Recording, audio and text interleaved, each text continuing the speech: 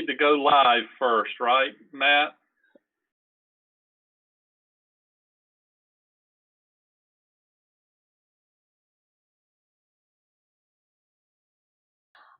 Okay. Hello, everyone. Good morning. And I'm Dr. Valerie Ann Johnson. I'm serving as chair for today's meeting of the North Carolina Historical Commission. We have quorum, so we can get started with today's meeting. Before we even start, I do need to ask, are there any conflicts of interest? And I need to state that I do have one conflict of interest with one of the applications, and so I'll recuse myself. It's the Bellamy Mansion.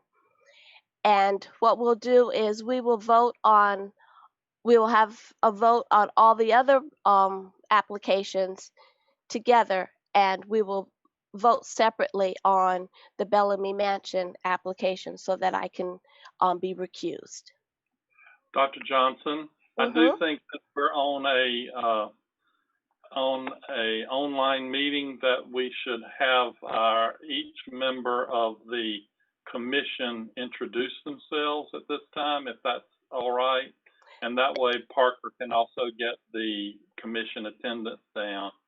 All right. And then we need to do the conflict of interest again. You need to ask everybody if they have it. Okay. I am gonna go by the list that I have here, and I will call for the person. And commissioners, if you just introduce yourself very clearly. And I'm starting with Perry. Yes, I'm Perry Morrison from Wilson, and I am present. Barbara Snowden. I'm Barbara Snowden from Currituck, and I am also present.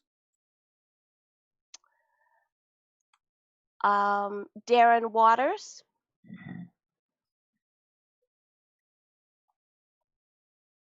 You gotta take your, oh, there you go. Yes, I'm Darren Waters from Asheville, also present.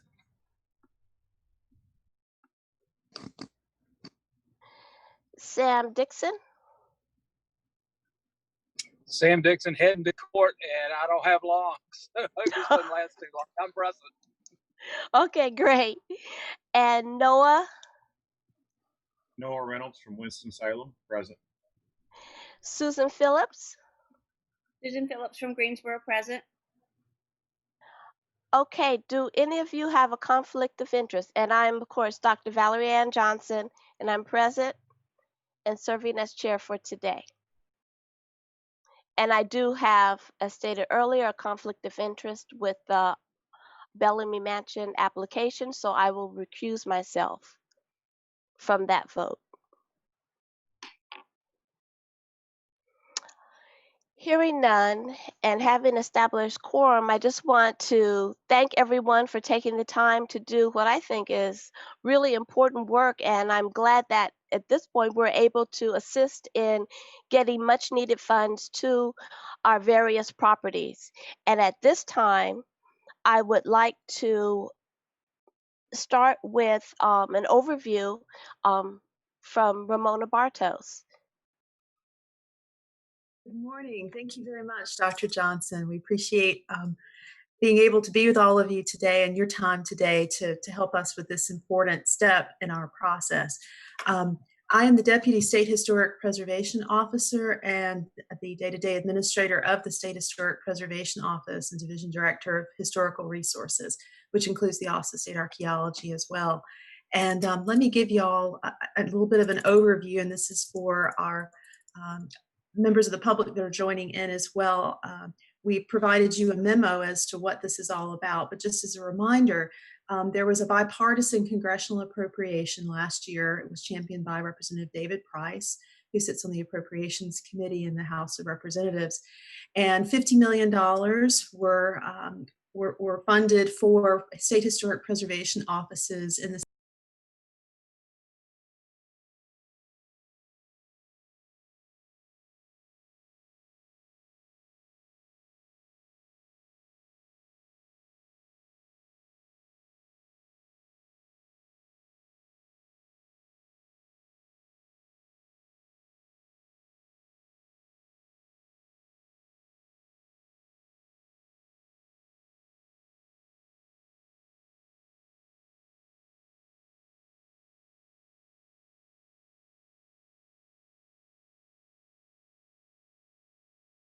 for those affected states. And that then continued when Superstorm Sandy hit the Northeast, New Jersey Shore, et cetera. And then the triple storms of Harvey, Irma, and Maria that hit the Gulf Coast about 3 years ago triggered the next cycle. We have been the latest appropriation that has come. And this money comes from the Federal Historic Preservation Fund, which part of those funds are used as the annual operating funds for our office, which is, of course, in our agency. North Carolina got the largest amount of money. It was $17 million. And our proposal for this money was to dedicate over half of that to constituent subgrants, and that's $9.25 million. And I just want to underline how extraordinary it is to have this level of bricks and mortar and also planning funding for historic preservation in the state. As Dr. Cherry and I shared with members of our congressional delegation as this was working its way through the process, the need has been really great, particularly by the damage that Hurricane Florence wrought in North Carolina. The National Park Service is our federal agency partner for this funding. And as part of this funding, we do have an administrative bucket of money.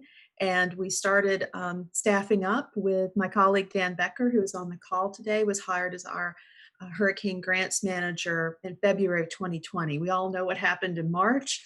So we have started this program in the middle of COVID. And I want to extend great appreciation to all of our colleagues in the State Preservation Office and Office of State Archaeology. We have managed to push out the subgrant program despite COVID-19. And as a result, we gave extra time to our constituents so they could pull together proposals, particularly budget items and such as that as a result. As a reminder, there are 3 key eligibility points for the subgrants. For bricks and mortar grants, there has to be documented damage to the property from one of the named storms. So that's either Florence or Michael.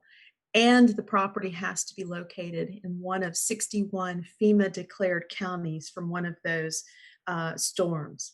The second is it has to either already be listed in the National Register of Historic Places or eligible for listing. And for some properties, we had to seek that additional guidance from the National Park Service. And finally, the applicant had to either be a local government or a nonprofit.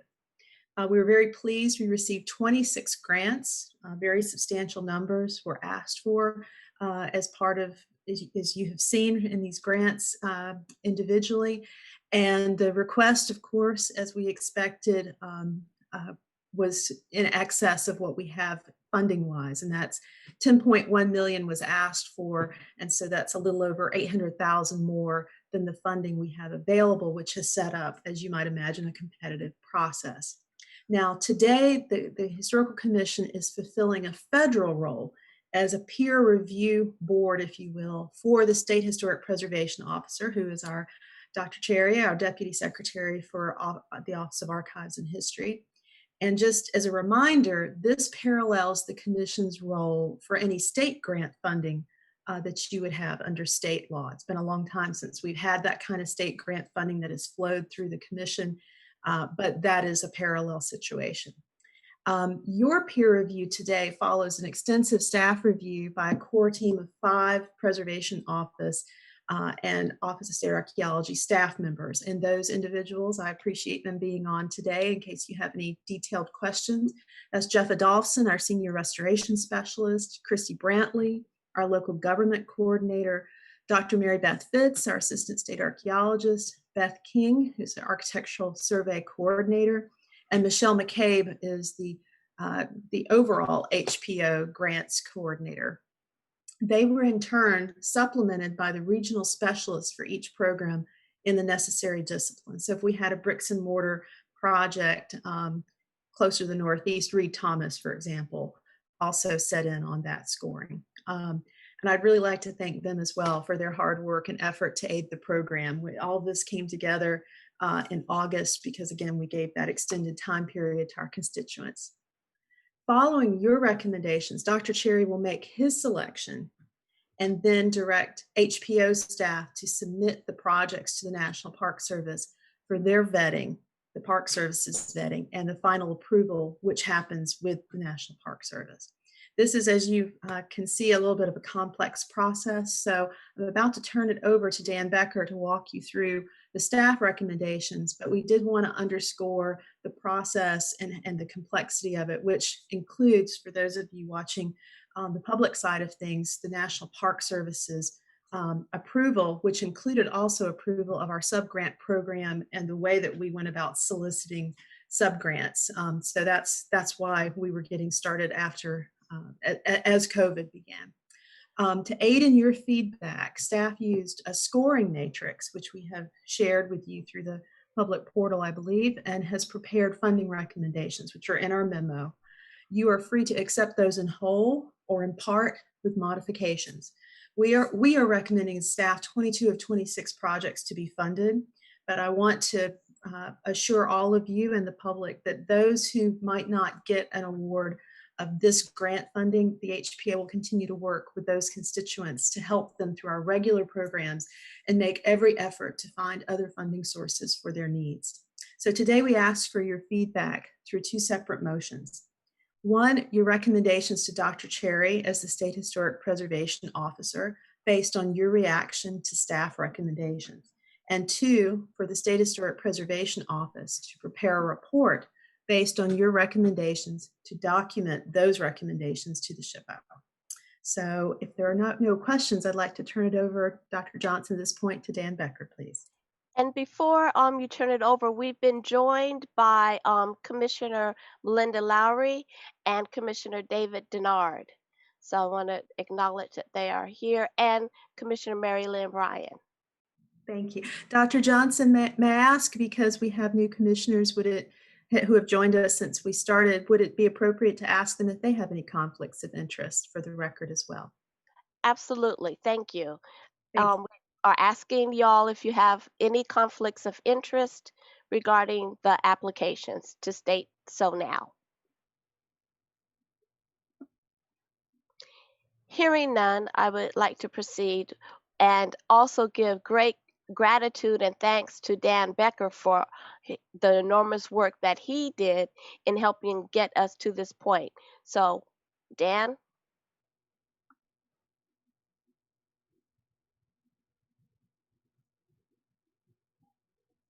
I have to unmute myself. That sound better? I do want to find the proper window that I need here, and I will in just a moment because I had to click away and lose it. So the subgrant program was released to the public on May 27 of this year, and that was done through a media release and go live of the project webpage. Due to the pandemic situation, we did set an extended period of 2.5 months until the application deadline of August 14, 2020. The release was accompanied with an extensive program of outreach through multiple channels intended to reach local governments and nonprofit organizations that are the owners or stewards of National Register listed properties in the areas that Ramona described earlier. Those channels included direct postings to preservation and planner listservs. We also sent program information to organizations that maintain listservs for their members, local government organizations like the County Commissioners Association and the Municipal League, tribal interests, including the Indian Affairs Commission, and preservation-affiliated organizations with membership rosters of potentially grant-eligible properties for them to post the grant program announcement to their subscribers. There was also direct distribution to persons that inquired about the program before it was released, and direct United States Postal Service outreach to old Rosenwald school lists for which we had no electronic contact information, and others. We ultimately distributed 117 grant application packages. Pre-application consultations were a requirement for the program so that we could advise potential applicants regarding application and program requirements. The purpose, frankly, was to help them to success. We received 29 requests for these consultations, which were conducted by me and a staff specialist that had expertise in the work type of the application and in whose region the property was located. In the end, we received 26 applications by the August 14 deadline. 2, unfortunately, had to be disqualified because they did not meet fundamental eligibility requirements. 1, a cemetery survey was determined through a consensus determination of eligibility process between the National Park Service and the State Historic Preservation Office to be not eligible for the National Register. The other proposal was for an update to a small National Register Historic District nomination for which the reasonable costs for the scope of work fell below the minimum grant amount of $25,001. The staff scoring team then individually reviewed the remaining 24 applications using the numerical scoring template that was included in your agenda packets. These initial scorecards were tabulated to create an average staff score for each application. We then conducted meetings across 3 days for group discussion of each application. These were vital meetings to share perspectives and individual knowledge among the team. Scopes of work were discussed and budget requests evaluated. In some cases, individual scores were revised based upon additional information received. The team also made recommendations for adjustments in scope of work and final budget allocations for each project, depending upon the knowledge that they had of the project, the property, and that sort of thing. The final scores were then averaged and ranked in descending order. A running total was kept regarding the available funds relative to the funding requests. In the end, 2 of the lowest scoring applications were not able to be funded due to the lack of sufficient funds to meet the request for funding. And that is how staff reached the recommendations before you today to fund 22 projects in the amounts indicated. And that's all I've got to say, Dr. Johnson. Well, thank you very much. At this point, I would like to see if any of the commissioners have comments or questions that they want to ask regarding these applications.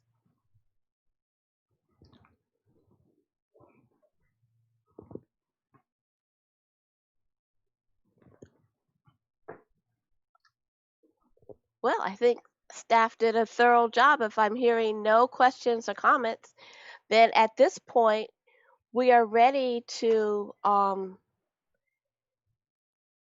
vote on to have the first motion. And at this time, we are going to consider all the applications except the Bellamy Mansion application.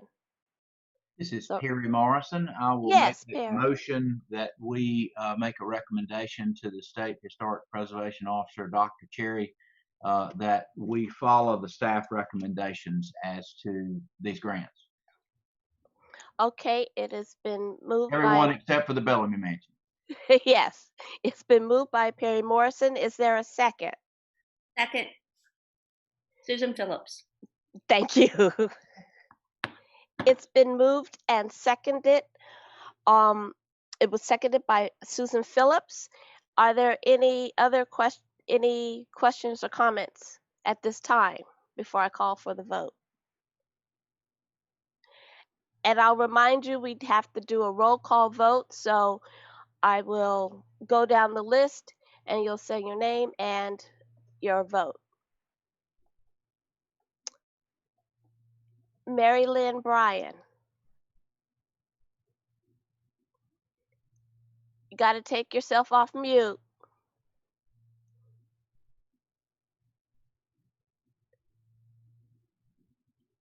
Mary Lynn Bryan votes yes. Sam Dixon. Sam Dixon votes yes. Perry Morrison. Perry Morrison votes yes. Susan Phillips.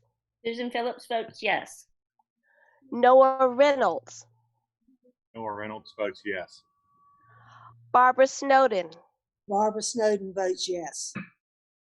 Darren Waters. Darren Waters votes yes. Melinda Lowry. I know she's listening on. She may have to put it in the chat.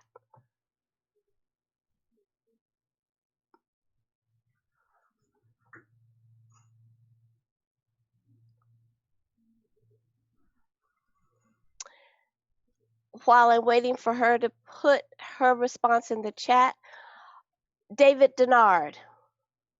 David Denard votes yes. And Valerie Ann Johnson votes yes.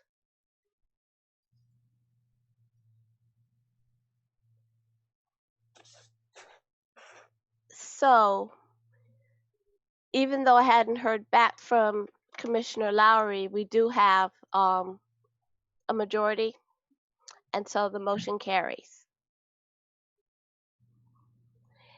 Now we, y'all need to vote on the second motion. I mean, you need to vote about the Bellamy Mansion. I'll renew the same motion with respect to the Bellamy Mansion only, and that is to recommend to our State Historic Preservation Officer, Dr. Cherry, that we follow staff recommendations on the grants. I will second that motion, David Denard. It's moved by Perry Morrison to accept the motion and seconded by David Denard.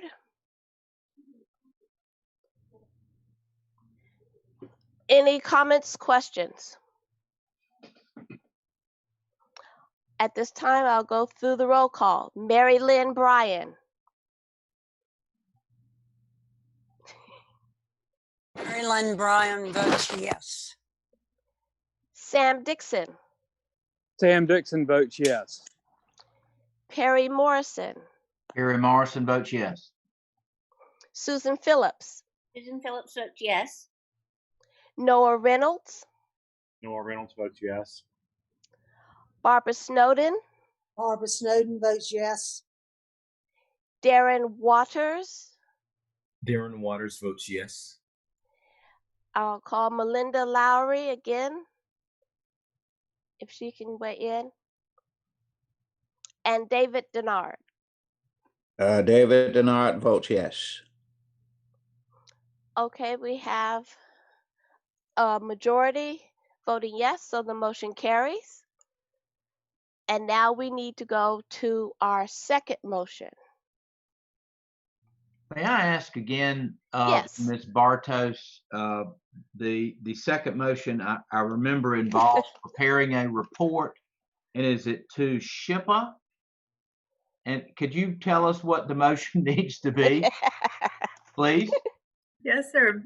Mr. Morrison, what we would suggest is a motion along the lines of allowing us as the State Historic Preservation Office to prepare a little report to Dr. Cherry as the State Historic Preservation Officer that just outlines your recommendations, which, if it's all right with all of you, we can, since that's the way you are voting, we can take the memo that we prepared for you and use that as the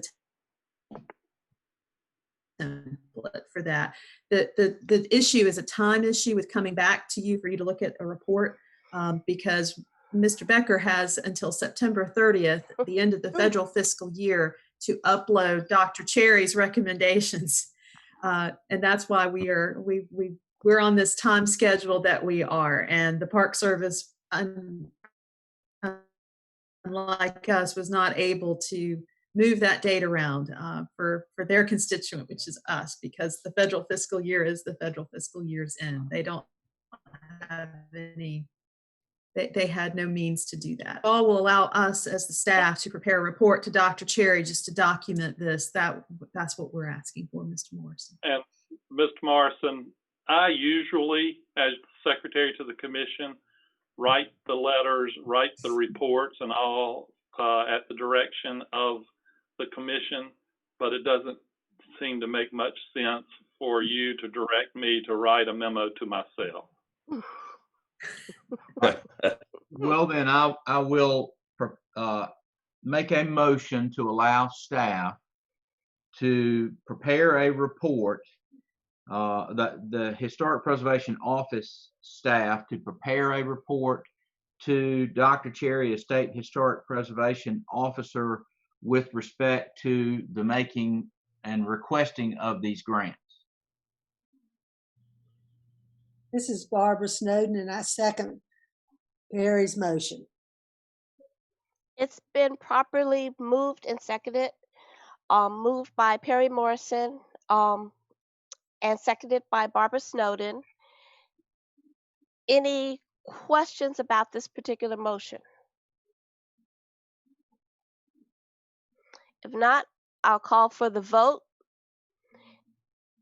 Mary Lynn Bryan, Mary Lynn Bryan votes yes.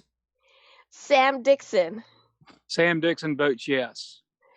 Perry Morrison, Perry Morrison votes yes. Susan Phillips, Susan Phillips votes yes. Noah Reynolds, Noah Reynolds votes yes. Barbara Snowden, Barbara Snowden votes yes. Darren Waters, Darren Waters votes yes. Melinda Lowry, Melinda Lowry votes yes. David Denard, David Denard votes yes. Valerie Ann Johnson votes yes. So unanimous, and the motion carries. And that is our business for today. If there are any comments that folks would like to make, they should make them now before I call for adjournment. Did we need, and perhaps Dr. Cherry can weigh in on this, did we need to make that motion twice, once specifically for the Bellamy Mansion, or once that's done, does it encompass everything? That's a good question. I think it probably encompasses everything. It takes, the motion said to take your recommendations, and we can take that as both votes. Okay, I just wanted to cover that base. Well, thank you. No, that was a good question. Dr. Johnson, before we go, I would just like to thank everybody for taking part in this. It makes me feel a lot better to have experts from across the state representing the people of North Carolina to look at this slate, to make sure that our staff, they are experts, but the more eyes we have on the slate and on these grant awards, the better. And so while the meeting only took a little while, the work of all of you looking over the applications and the suggested funding levels and that sort of thing really, really is important. And I don't want to downplay what you have done. I really want to thank you for being a check on us all and on me and making sure that we get it right. And this is very important work. And we do not get a lot of bricks and mortar funds from anywhere. And for us to get bricks and mortar fund to go to some of our most threatened historic structures in the state, this is a really important function. And this is a really good project. And I wish we could have gotten it moving a little faster, but it took a while to get the federal money. But because of the good work of our staff, we have moved this along from the time we have received the grant from the federal government.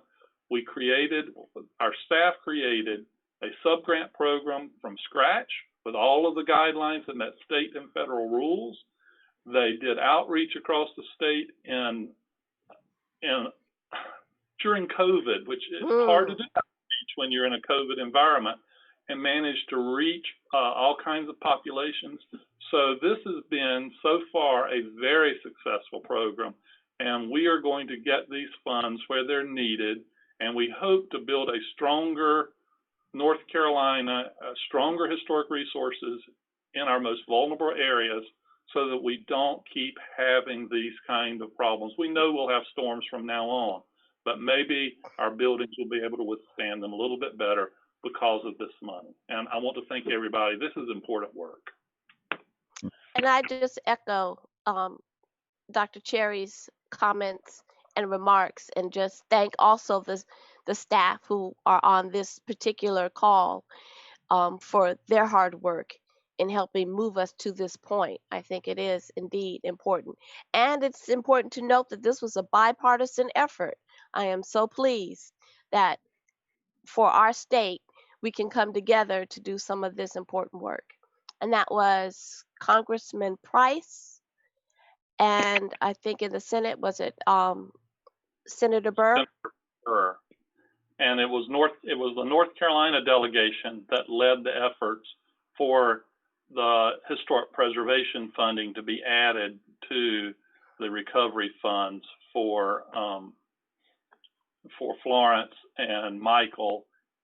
Without the North Carolina delegation, we would not be having these preservation funds in the overall recovery funds for the hurricane relief. Dr. Johnson, Yes. if I could have just one moment more. Yes, you may. Thank you. We mentioned the subgrants are half of the program. If Dr. Cherry's all right with this, could we have Dan just outline some of the internal projects that we hope to spend some money on if the Park Service gives us the thumbs up? And those are state-owned properties. Thank you. Dan? Sure. The allocation for internal projects is split between development projects, such as many that you reviewed this morning, as well as some much needed survey work to assess just how much damage we did receive and was inflicted on our counties that were declared eligible. On the survey side, there are 6 counties that we have identified that have either never been comprehensively surveyed, or it was done so long ago that the data is very much outmoded. So I don't have the names of those 6 counties on the tip of my tongue, but all of them are spread across the state, including some in the west and along the northern tier, as well as some down towards the South Carolina border. On the construction side, we have the Battleship North Carolina, which is a National Historic Landmark, received severe damage to the superstructure, which is rather exposed to a hurricane. So that will receive funding for repairs there if the Park Service approves it. We also had damage at the Harper House at Bentonville Battlefield. We are putting money toward the Douglas Complex and New Bern at Tryon Palace, which was had severe roof leakage into that structure. The next one, and you have to understand, I'm a little brain dead. It's been a lot of hard work since May 27. The last one is escaping me. Ramona, can you remind me?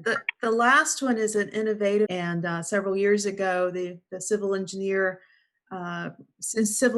came up with a plan that seems to be working really well. We just need more of it, and they're called wave attenuators.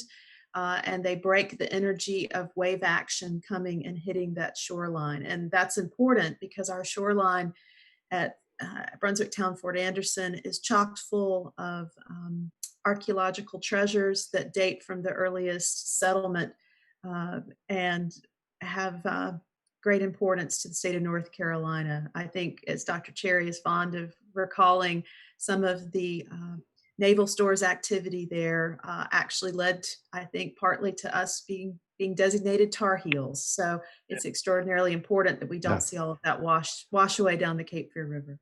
And the other three.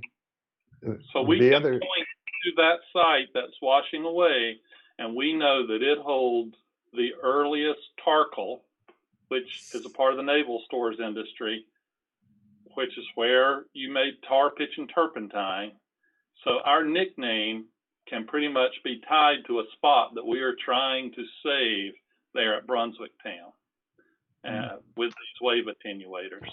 And also at some point, Ramona, I'd like for you to describe our project with the School of Government at Chapel Hill. That's also funded by this. Right. Sure. I'll let Dan go ahead with that, but I'm happy to embroider around the edges.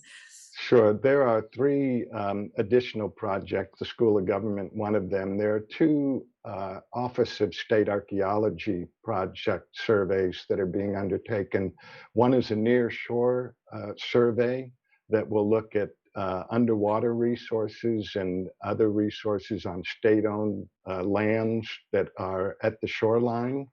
And the other is an assessment of cemetery resources on state-owned lands. That one covers about, I don't know, 9 counties, and the near shore study, I think, is about 6 or so.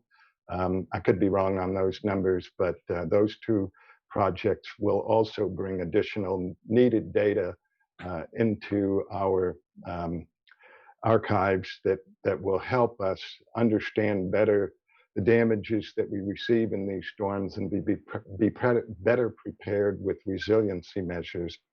The School of Government project is going to be a cooperative agreement for some planning and training work to be done. We will do some model guidelines, design standards for local government commissions and state agencies to use when they need to address storm damages or even building elevations, raising buildings up, which is always a challenge within the context of historic resources where you're trying to preserve their relationship in the context. So helping people with some of the tricks of the trade that meet National Park Service standards and doing that work in the event of future flooding is really important. They'll also be helping us develop scorecards that will allow local governments in their emergency management efforts, their disaster planning, to do a better job of linking historic resources into their disaster plans. There's high variability that we see across the state in the degree to which people are aware of the resources. And again, if we have better surveys, they will be better able to respond and react to damages when storms hit, because they will know where the historic resources are that they need to look at. And there will be training for that, as well as simply disaster response, how to quickly address issues that historic buildings have, information on how to dry them out, how to preserve the original materials, and that sort of thing. So we want to strengthen the resiliency that we have to future storms by doing this fundamental planning and then training for people so that they can use the new tools that we hope to provide them.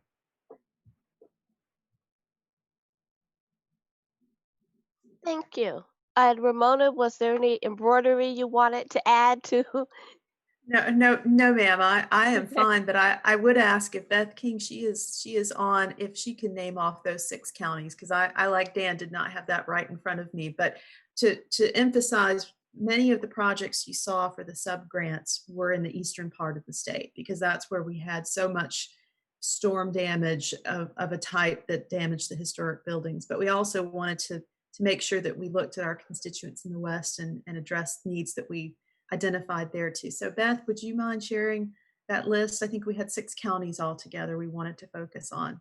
Yes, ma'am, that's correct. And Dan mentioned that our internal process for choosing these counties was that these are 6 counties that have never been systematically surveyed in any way by our office. We have a B list of projects for some of our survey that is out of date, very old, but these particular 6 rose to the top because of their geographic diversity, and then also because we have given the least attention to them as a state historic preservation office of any of the qualifying counties over the past 50 years.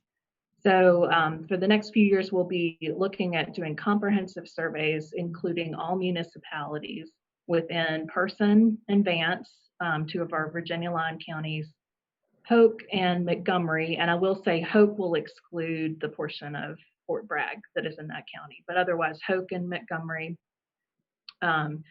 down towards South Carolina line, and then in our mountain counties, McDowell and Polk.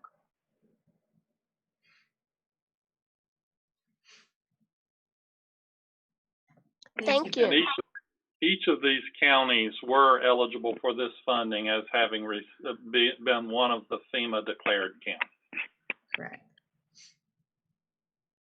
And thank you, Dr. Johnson. We just wanted to share that because somebody might have thought, gosh, we only talked about 9.25 out of 17 million. So we wanted to talk about where those other dollars are going to be spent. And that'll be part of Dr. Cherry's recommendation to the Park Service. Well, we appreciate all that update. And again, I want to appreciate my the commissioners who've taken their time not only to be on this call, but to review the materials. Thank y'all for that much needed work. Are there any other comments or questions at this time? Terry Morrison moves adjournment. Well, we don't need a second, so we are adjourned. Thank you all very much. Thank you. Thank you so much. Thank you, everyone. Everybody have a good week. You too.